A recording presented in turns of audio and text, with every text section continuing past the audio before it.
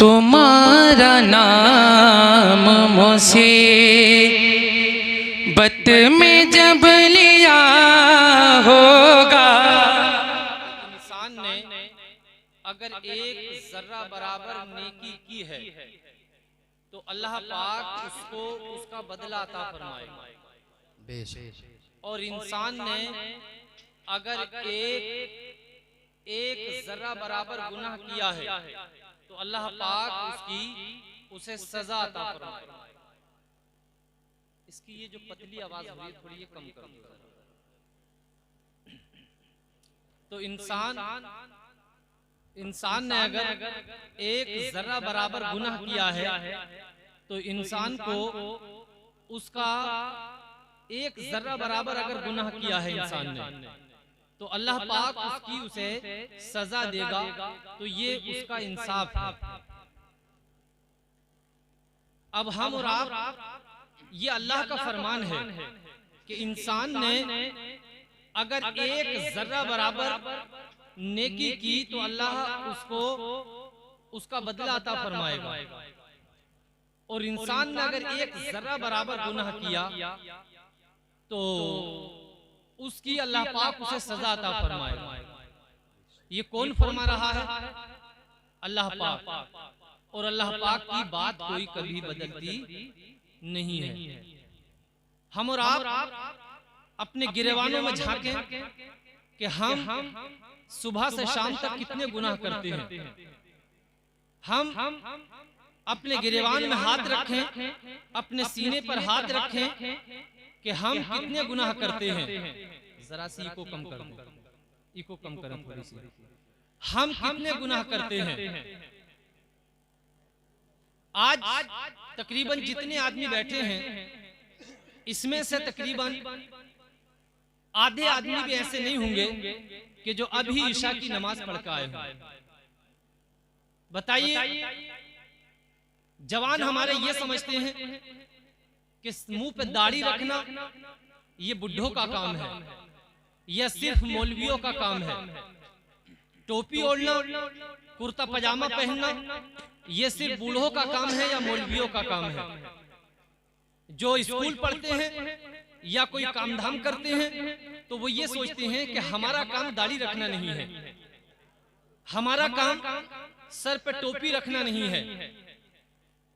देखिए, गुनाह गुनाह होता है, चाहे वो छोटा करे या जवान करे या बूढ़ा करे। आप नहीं जानते कि नमाज छोड़ना कितना बड़ा गुनाह है। आप कहोगे कि हम झूठ नहीं बोलते, अच्छी बात है आप नहीं बोलते। आप कहोगे हम शराब नहीं पीते, अच्छी बात है आप नहीं पीते। आप कहोगे हम जुआबाजी नहीं खेलते, हम कहेंगे अच्छी बात है। लेकिन जुआबाजी या शराब पीना या फिर झूठ बोलना यही गुनाह नहीं है, बल्कि नमाज छोड़ना ये सबसे बड़ा गुनाह अज़ीम है। जो शख्स एक वक्त की नमाज को जानबूझकर छोड़ देता है, एक वक्त की नमाज को जानबूझकर छोड़ देता है, उसका नाम जहन्नम के दरवाजे पर लिख दिया जाता है, जहन्नम के दरवाजे पर। और यहीं तक नहीं, बल्कि एक वक्त की नमाज छोड़ने वाले को 70,000 बरस जहन्नम की आग में जलाया जाएगा। 70,000 बरस जहन्नम की आग में। और उस इंसान को जो आज थोड़ी सी पेट के दर्द की तकलीफ बर्दाश्त नहीं कर पाता है, जो दाढ़ के दर्द को बर्दाश्त नहीं कर पाता है, जो कान के दर्द को बर्दाश्त नहीं कर पाता है, जो इंसान एक उंगली के दर्द को बर्दाश्त नहीं कर पाता है, वो इंसान जो एक छोटे से दर्द को बर्दाश्त नहीं कर पाता है, वो 70,000 बरस जहन्नम की आग में कैसे जलेगा। बेनमाजी जिस बस्ती में हो उस बस्ती में बरकतें नहीं होती। बेनमाजी जिस घर के अंदर हो उस घर के अंदर अल्लाह की रहमतें नहीं होती। बेनमाजी जिस रास्ते से गुजर जाए उस रास्ते पर अल्लाह की रहमत के फरिश्ते नहीं आते हैं। आप जहन को हासिल करें, अल्लाह के रसूल ने फरमाया कि बेनमाजी को मौत के वक्त में 3 तरह की सजाएं दी जाएंगी। मौत के वक्त में 3 तरह की सजाएं दी जाएंगी। पहली सजा यह है बेनमाजी के लिए कि बेनमाजी को प्यासा होकर मरेगा। बेनमाजी प्यासा होकर मरेगा। और कितना प्यासा होकर मरेगा कि अगर 7 समंदर भी बेनमाजी के हलक में निचोड़कर डाल दिए जाएं तब भी वो प्यासा होकर ही मरेगा। अल्लाहु अकबर। और दूसरा अजाब यह है कि बेनमाजी प्यासा होने के साथ साथ भूखा होकर भी मरेगा। और उम्मीद यह है कि उसका खात्मा भी ईमान पर ना हो। और फिर यहीं तक नहीं, बेनमाजी को मौत के वक्त में कलमा पढ़ना नसीब नहीं होगा। कलमा पढ़ना नसीब नहीं होगा। मुसलमानों जरा गैरत को जिंदा करो। आज हमारी मस्जिदें आबाद होनी चाहिए थी, आज हमारे मदरसे आबाद होने चाहिए थे, लेकिन आज इस हमारी कौम ने चपालें और बैठकें और रास्तों को आबाद कर दिया है। ये मुसलमान आज नालियों पर, गंदी नालियों पर बैठना पसंद करता है। ये मुसलमान आज दुकान और चौराहों पर बैठना पसंद करता है, लेकिन अल्लाह के घर में बैठना पसंद नहीं करता है।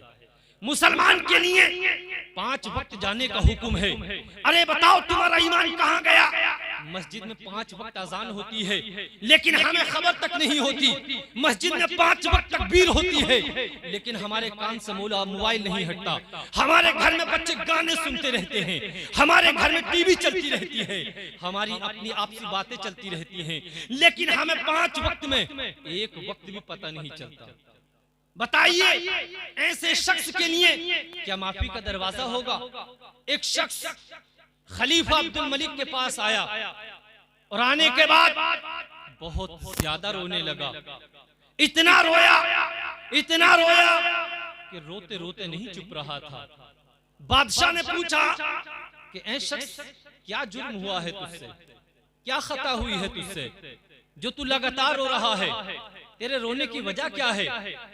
कहा मैं बहुत बड़ा गुनहगार हूँ, मैं बहुत बड़ा मुजरिम हूँ। कहा तेरा जुर्म क्या है? कहा मेरा जुर्म इतना बड़ा है कि मैं ये सोच रहा हूँ कि अल्लाह पाक पता नहीं माफ फरमाएगा या माफ नहीं फरमाएगा। कहा तेरा गुनाह क्या जमीन से भी ज्यादा है? कहा हाँ मेरा गुनाह जमीन से भी ज्यादा बड़ा है। कहा तेरा गुनाह क्या आसमान से भी बड़ा है? कहा हाँ मेरा गुनाह आसमान से भी बड़ा है। कहा तेरा गुनाह समंदर के पानी से भी बड़ा है? कहा हाँ मेरा गुनाह समंदर के पानी से भी बड़ा है। कहा मेरा गुनाह अर्शो कुर्सी से भी बड़ा है। खलीफा अब्दुल मलिक ने कहा तेरा गुनाह दुनिया से बड़ा हो सकता है, लेकिन तेरा गुनाह अल्लाह की रहमत से बड़ा नहीं हो सकता है। जब इतनी बात कही बादशाह ने तो इसके दिल का समंदर जो था आंखों में उबलने लगा और ज़ारो कतार रोने लगा। और इतना रोया कि इसकी रोते रोते दाढ़ी तर हो गई, इसका सीना तर हो गया, ये जमीन पर लेट गया और अर्ज करने लगा मौला मैंने आज तक जो खताएं की हैं, आज तक जो मैंने जुर्म किए हैं, ऐ मौला मेरे वो गुनाह माफ फरमा दे। बादशाह ने इसे पकड़कर कहा कि जरा बेटे ये तो बताओ कि तुमने गुनाह क्या किया है, तुमने कौन सा गुनाह किया है? कहा मैंने गुनाह तो बहुत किए थे, लेकिन आज मैंने एक अजीब चीज देखी जिसे देखने के बाद मैंने तौबा का इरादा कर लिया है। बोलिए सुभान अल्लाह, सुभान अल्लाह। मैंने तौबा का इरादा कर लिया है। कहा वो कौन सी अजीब चीज देखी है जिसे देखकर तूने तौबा का इरादा कर लिया है?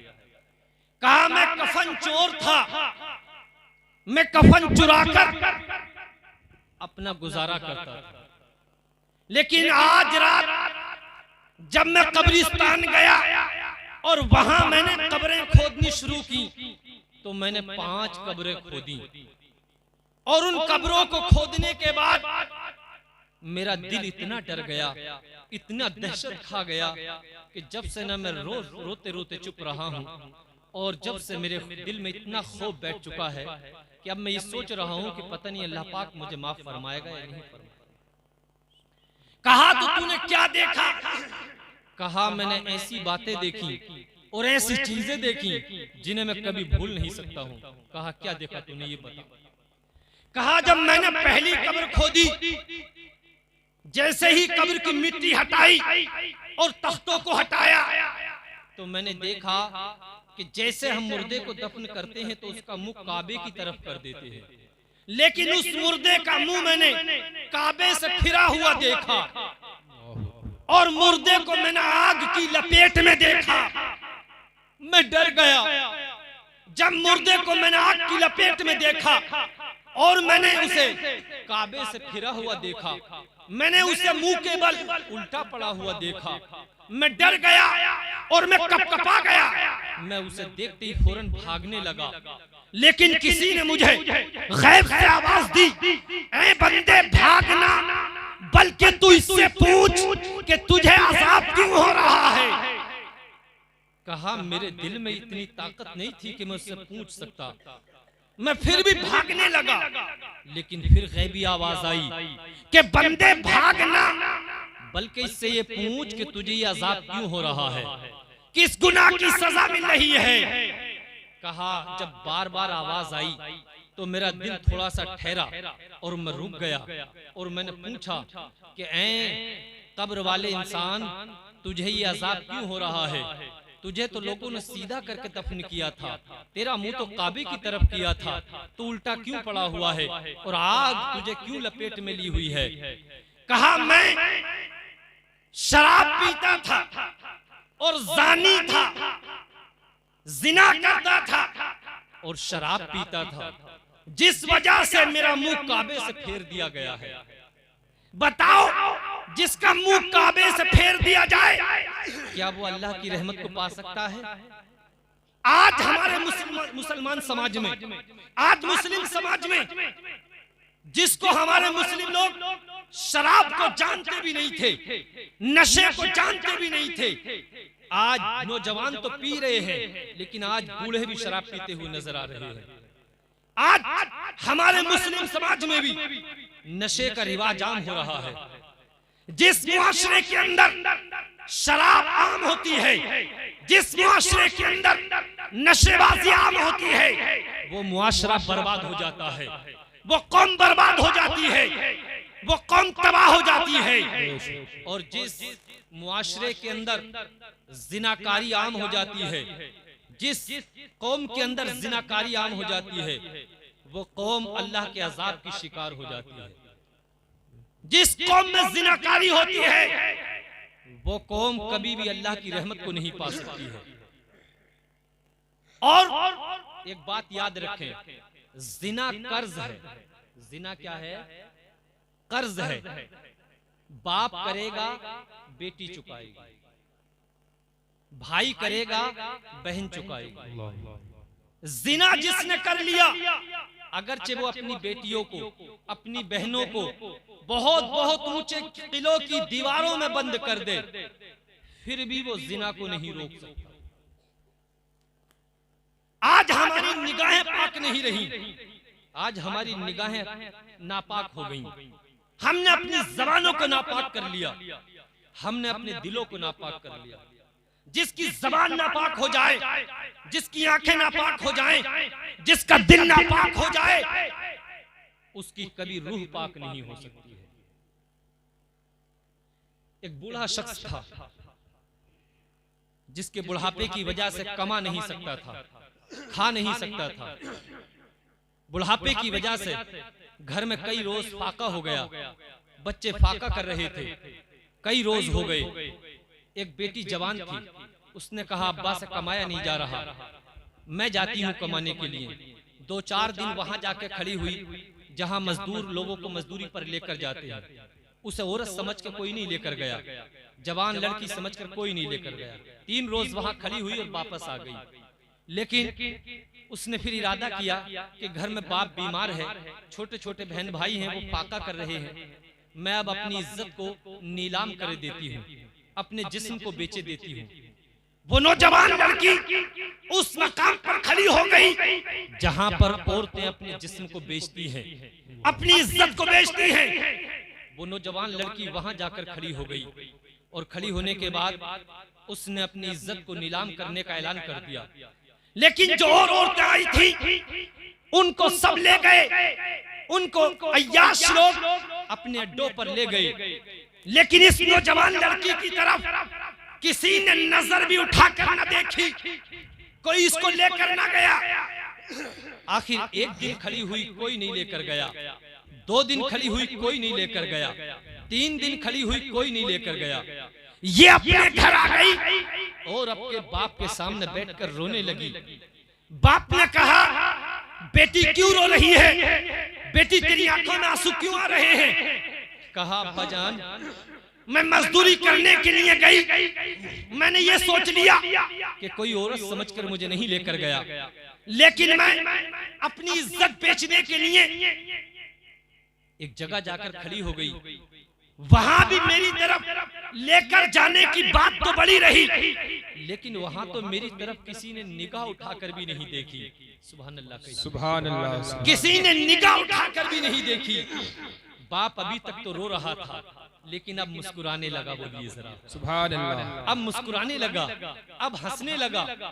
कहा, बेटी तेरी तरफ तुझे लेकर जाना तो बड़ी बात था, तेरी तरफ कोई निगाह भी उठाकर नहीं देख सकता था। कहा, इसलिए कहा मैंने किसी की बेटी की तरफ अभी तक निगाह उठाकर नहीं देखा है। नारे तकबीर, नारे तकबीर, नारे रिसालत, नारे रिसालत। मसलके आला हजरत, मसलके आला हजरत हजरत अल्लामा मौलाना मोहम्मद मुफ्ती निजामुद्दीन साहब क़िबला। कहा, नारे तकबीर, आज नारे तक मैंने किसी की बहन बेटी की तरफ गलत निगाह से नहीं देखा है। जब तू अपनी इज्जत को नीलाम करने के लिए घर से निकली थी, मैंने मुसल्ला बिछा दिया था और अल्लाह की बात का अर्ज की थी कि मौला, आज तक मैंने किसी की बहन बेटी की तरफ निगाह उठाकर नहीं देखा है। ऐ मौला, आज मेरी इज्जत तेरे हाथ में है। ऐ मौला, मेरी इज्जत को हिफाजत करने वाला तू है। जब कहता है कि मैंने उस वक्त दुआ की थी तो मेरी तरफ अल्लाह की तरफ से आवाज आ गई थी कि बंदे, जिना कर्ज होता है जो दूसरों की बेटी की तरफ निगाह उठाकर देखता है, उसकी बेटी की तरफ निगाह उठाकर देखा जाता है। और जो किसी की बेटी की तरफ निगाह नहीं उठाता है, उसकी बेटी की तरफ भी नहीं देखा जाता। सुभान अल्लाह, सुभान अल्लाह। ये होता है पाक निगाहों का असर। अपनी निगाहों को पाक कीजिए, अल्लाह पाक आपकी निगाहों को पाक फरमा देगा। नारे तकबीर, नारे तकबीर, नारे रिसालत, नारे रिसालत।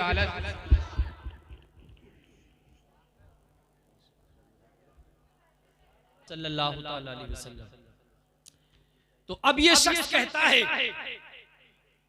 कि मैंने ये कब्र खोदी और मैं मुतमईन हो गया कि जिना और शराब का ये अजाब है कि उस शख्स का मुंह काबे से फेर दिया जाता है। उसके बाद कहा, फिर मुझे शैतान ने बहकाया और मैंने कहा, यार एक कब्र और खोदी लेता हूं। कहता है, मैं दूसरी कब्र की तरफ चला, मैंने दूसरी कब्र खोदी और जैसे ही दूसरी कब्र खोदी तो मैंने देखा कि उस शख्स के गले में, मैंने जैसे ही कब्र खोदी तो मैंने देखा कि मुर्दे की गर्दन में आग का हार पड़ा हुआ है और उसके पैरों में आग की बेड़ियां पड़ी हुई हैं और उस पर बहुत सख्त अजाब हो रहा है। और कब्र ने उसको इस तरीके से दबा रखा है कि दाईं पसली बाईं में और बाईं पसली दाईं में पैबस्त हो गई है और कब्र उसको चक्की के पाटों की तरह पीस रही है। जब मैंने ये आलम देखा तो मैं भागने लगा, लेकिन फिर आवाज आ गई, कहे बंदे भागना नहीं है बल्कि इससे पूछ कि तुझे अजाब क्यों हो रहा है। और तुझको ये तकलीफ क्यों हो रही है? तो उसने कहा, मैंने उससे पूछा, क्या है साहिबे कब्र, तुझे ही अजाब क्यों हो रहा है? तो उसने कहा कि मैं दुनिया में झूठी कसमें खाया करता था, मैं दुनिया में हराम रोजी खाया करता था। झूठी कसम खाने की वजह से और हराम रोजी खाने की वजह से मुझे ही अजाब दिया जा रहा है। जो शख्स हराम रोजी खाता है उसकी कोई इबादत कबूल नहीं होती। जो शख्स झूठी कसम खाता है अल्लाह पाक उसकी जबान की जो तासीर होती है वो खत्म कर देता है। कहता है मैंने वो कब्र बंद की, लेकिन फिर मुझे शैतान ने बहकाया, मैंने एक तीसरी कब्र खोदने के लिए चला। मैंने तीसरी कब्र खोदी तो उस कब्र का खोदना था एक भयानक और एक दहशतनाक मंजर मैंने देखा।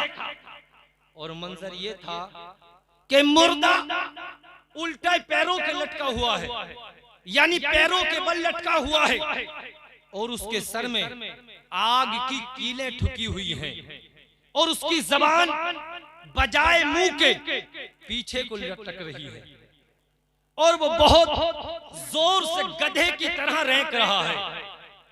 मैं उसकी अजाब और तकलीफों को देखने के बाद भागने लगा। जैसे ही मैं भागा मुझे फिर से कहा, रुक जा बंदे, इससे पूछ कि क्यों अजाब हो रहा है। कहा, मैंने उससे पूछा कि तुझे ये अजाब क्यों हो रहा है।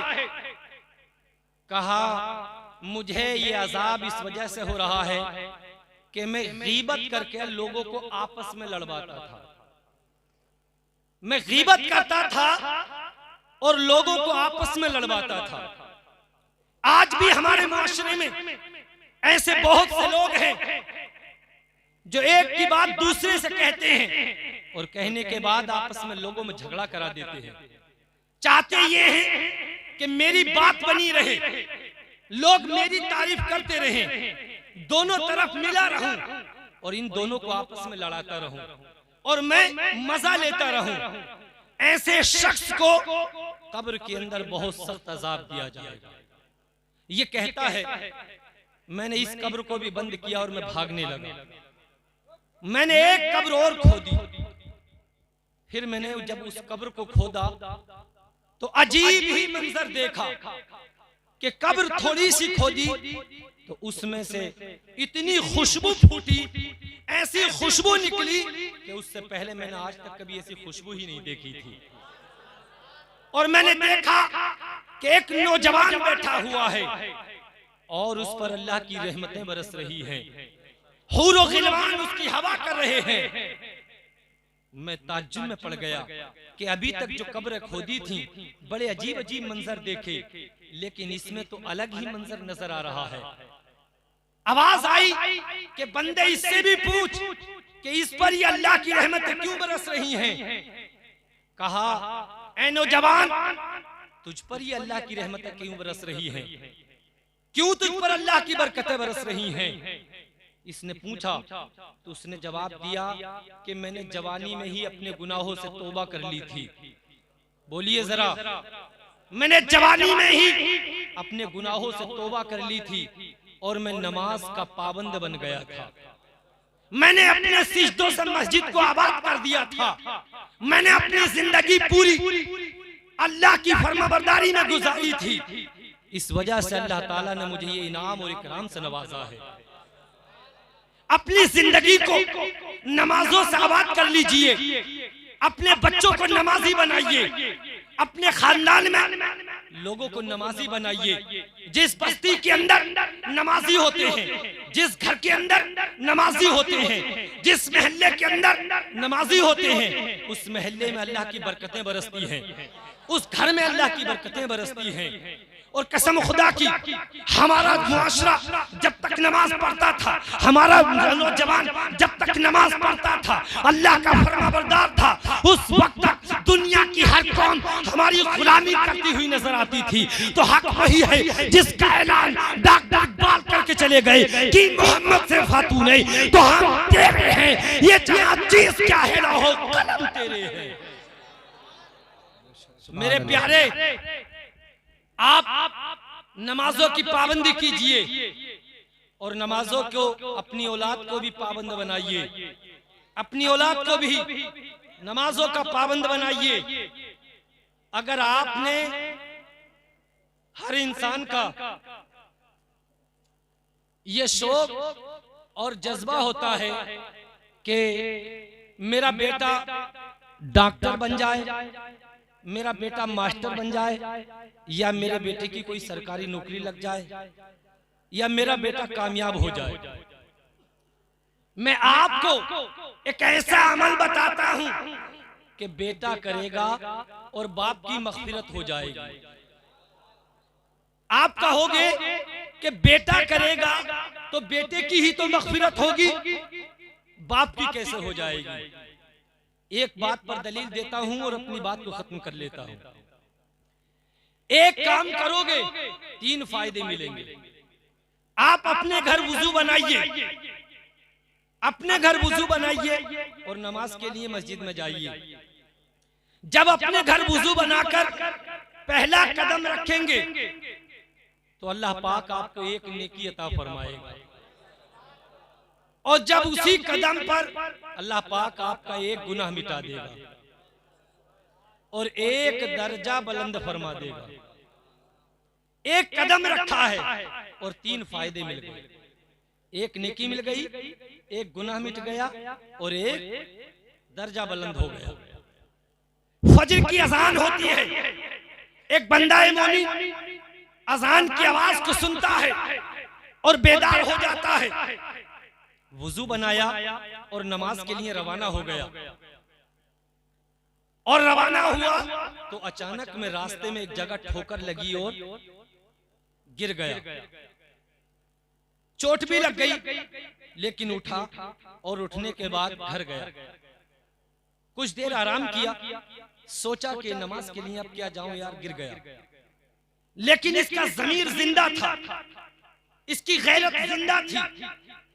जिसका ज़मीर जिंदा होता है, जिसकी गैरत जिंदा होती है, वो अल्लाह से डरता है।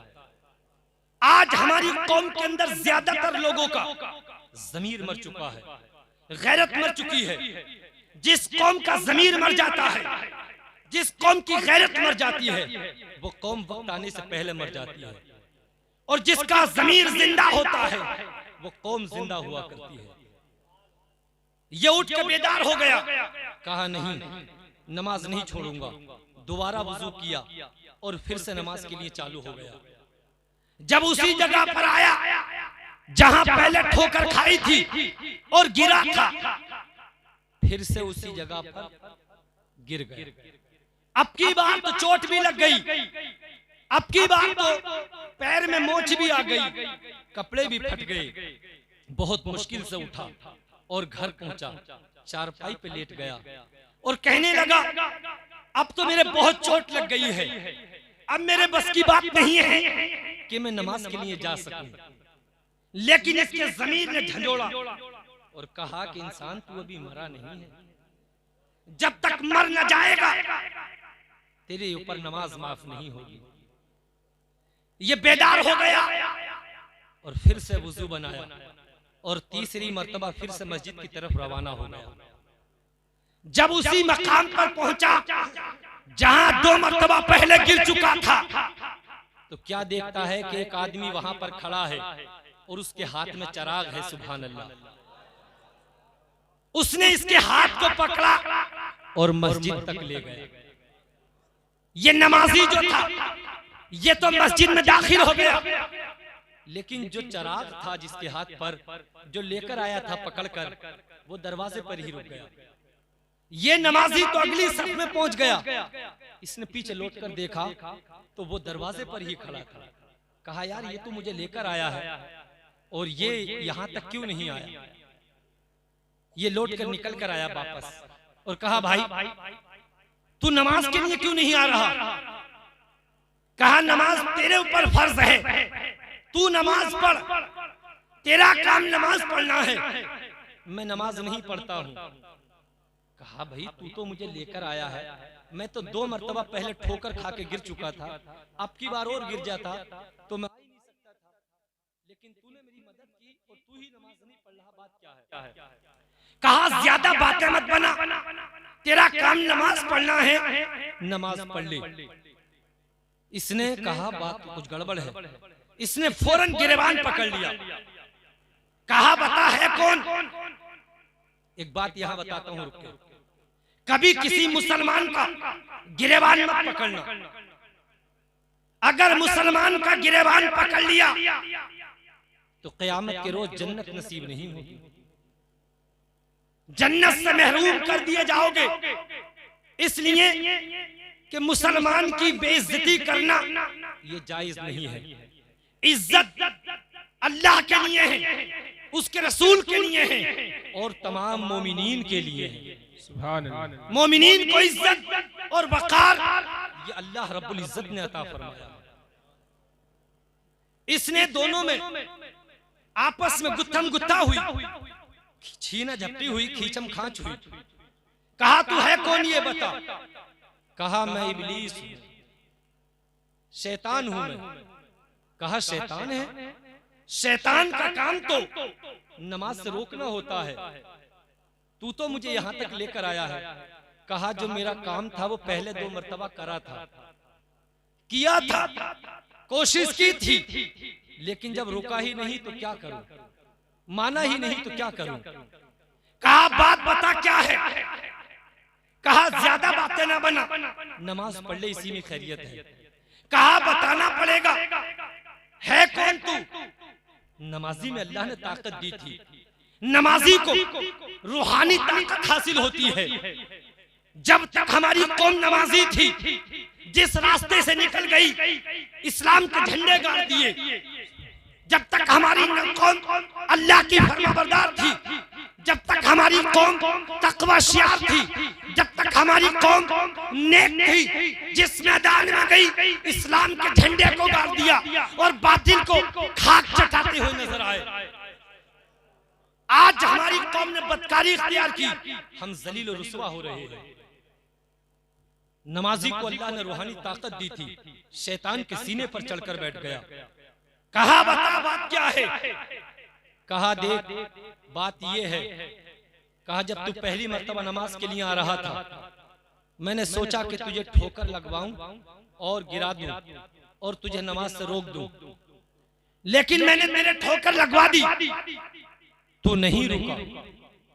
जब तू दूसरी मर्तबा आ रहा था तो अल्लाह को तेरा आना इतना पसंद आया, इतना पसंद आया कि अल्लाह ने जमीन को गवाह बनाया, अल्लाह ने आसमान को गवाह बनाया, चांद और सूरज को गवाह बनाया, फरिश्तों को गवाह बनाया, और अल्लाह ने ऐलान कर दिया कि ऐ फरिश्तों देख लो, ऐ चांद और सूरज देख लो, ऐ सूरज देख ले, ऐ चांद देख ले, ऐ तारों देख लो।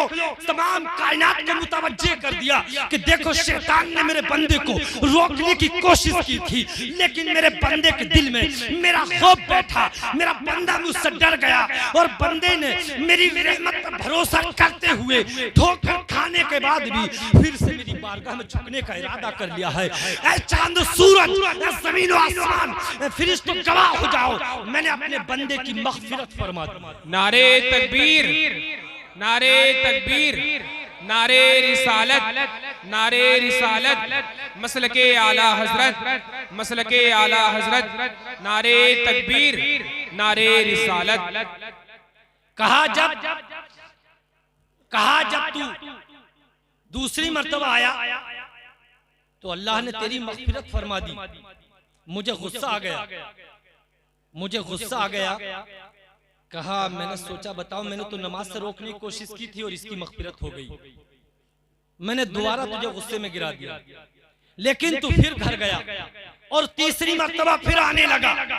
जब तू तीसरी मर्तबा आ रहा था तो फिर अल्लाह की रहमत को जोश आ गया और अल्लाह ने फिर से जमीन को गवाह बनाया, अल्लाह ने आसमान को गवाह बनाया, तमाम फरिश्तों को गवाह बनाया और कहा देखो मेरा बंदा 2 मरतबा ठोकर खा चुका था, मैंने अपने बंदे की तो मग़फ़िरत फरमा दी, लेकिन मैंने अब इसके आने की वजह से और इसके खौफ खुदा की वजह से और इसके दिल में अपना खौफ बैठने की वजह से मैंने इसके माँ बाप की भी मग़फ़िरत फरमा दी है। सुभान अल्लाह, सुभान अल्लाह। मैंने इसके वालिदैन को भी जन्नत का हकदार बना दिया है। सुभान अल्लाह। कहा जब मैंने ये देखा कि इसकी भी मग़फ़िरत हो गई, इसके माँ बाप की भी मग़फ़िरत हो गई, तो मैंने सोचा कि अब कहीं ऐसा ना हो कि पड़ोसियों का या रिश्तेदारों का नंबर लग जाए। मैंने फौरन ही तेरा हाथ पकड़ा और मस्जिद की तरफ लेकर आ गया। मेरे प्यारे अपनी औलाद को नमाजी बनाओ। अगर तुम्हारा इंतकाल भी हो गया और औरत और तुम्हारी औलाद ने अगर नमाज पढ़कर तुम्हें सवाब भी ना पहुंचाया, तब भी तुम्हें नेकियां मिलती रहेंगी। मेरा जुमला नोट करो कि जब अल्लाह ने शैतान को जन्नत से निकाल कर रांदाए दरगाह किया था और लानत का तोक उसके गले में डालकर भगाया था अपनी बारगाह से, तो उस वक्त उसने कहा था कि मौला तू तो मुझे भगा रहा है, लेकिन जब तक तेरे बंदे जमीन पर रहेंगे मैं उस वक्त तक उन्हें बहकाता रहूंगा। तो अल्लाह ने उसी वक्त ऐलान किया था कि ऐ शैताने मरदूद कि अगर तू मेरे बंदे को दिन में 70 मरतबा बहकाएगा और मेरा बंदा अगर हर मरतबा बहकने के बाद मुझसे माफी तलब करेगा तो मैं उसको माफ फरमा दूंगा। सुभान अल्लाह। मैं उसको माफ फरमा दूंगा। जो बंदा अल्लाह से माफी तलब करता है, अल्लाह पाक उसको माफ फरमा देता है।